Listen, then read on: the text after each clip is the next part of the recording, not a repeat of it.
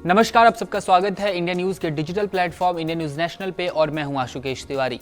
आज एक ऐसी खबर आई है जिसने सबको चौंका के रख दिया है, खासकर में जो हमारे वैज्ञानिक हैं उनको चौंका के रख दिया है, क्योंकि ऐसा बताया जा रहा है कि एक ऐसी ज्वालामुखी का विस्फोट हुआ है जो अब तक नहीं हुआ था। ऐसा कह सकते हैं कि अब तक जितने भी ज्वालामुखी के विस्फोट हुए उसमें से सबसे खतरनाक और सबसे डरावना विस्फोट में से एक था।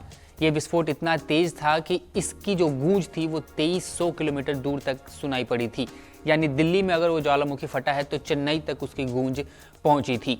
इसके साथ साथ आपको ये भी बता दें कि 250 किलोमीटर दूर तक इसके जो वेव्स हैं उसको महसूस किया गया था। ये ज्वालामुखी इतनी खतरनाक तरीके से फटा है कि लोग देखकर इसे काफ़ी ज़्यादा हैरान हो गए हैं। जो वैज्ञानिक है वो सवाल करने लगे हैं कि आखिर इतना बड़ा विस्फोट कैसे हुआ और क्यों हुआ। आपको बताते हैं इस ज्वालामुखी के विस्फोट के पीछे की कहानी। चलिए शुरू करते हैं। सबसे पहले आपको बता दें कि क्या क्या हुआ था।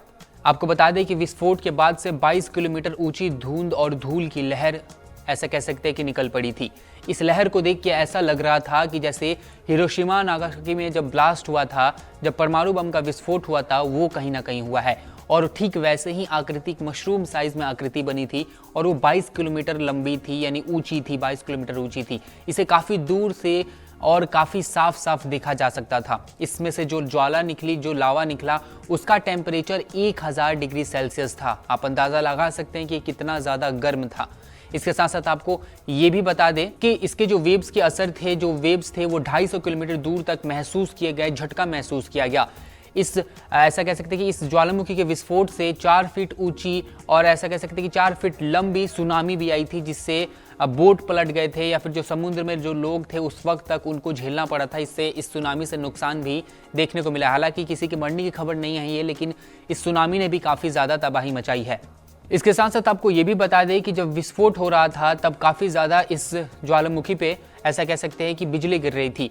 अगर बात करें विस्फोट से पहले, विस्फोट के वक्त और विस्फोट के बाद कितनी ज़्यादा बिजलियाँ गिरी, तो ये भी बताया जा रहा था कि एक वक्त था जब यहाँ पे हर सेकंड में 100 बिजलियाँ गिर रही थी। यानी हर सेकंड में आप अंदाज़ा लगा सकते हैं कि 100 बार इस ज्वालामुखी के ऊपर बिजली गिर रही थी।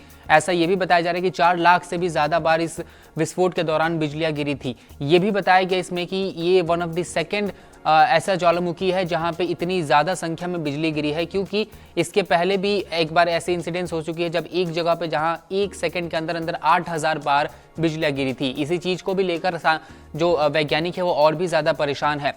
आइए आपको कुछ तस्वीरें दिखाते हैं, जो तस्वीरें सैटेलाइट्स ने कैद की हुई हैं। ऐसा बता सकते हैं कि जो सैटेलाइट्स धरती का चक्कर लगा रही थी, फोटोज निकाल रही थी, उन्हीं सैटेलाइट्स में से कुछ सैटेलाइट्स ने इस ज्वालामुखी के फटने की तस्वीरें कैद की हैं। आइए सबसे पहले उन तस्वीरों को आपको दिखाते हैं।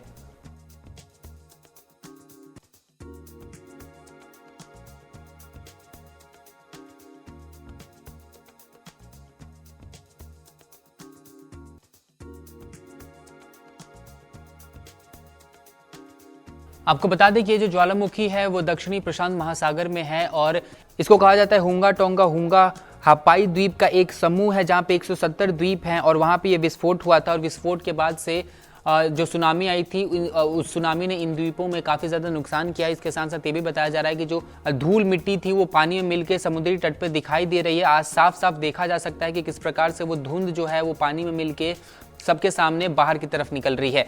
इस ज्वालामुखी के विस्फोट से वैज्ञानिक काफ़ी ज़्यादा चिंतित हैं कि इस प्रकार का विस्फोट होगा तो वो कहीं ना कहीं विस्फोट तो ऊपर भी हुआ है, लेकिन उसके झटके जो धरती है उसके अंदर भी महसूस किए गए होंगे, जो कि काफ़ी ज़्यादा खतरनाक साबित हो सकते हैं आने वाले वक्त में।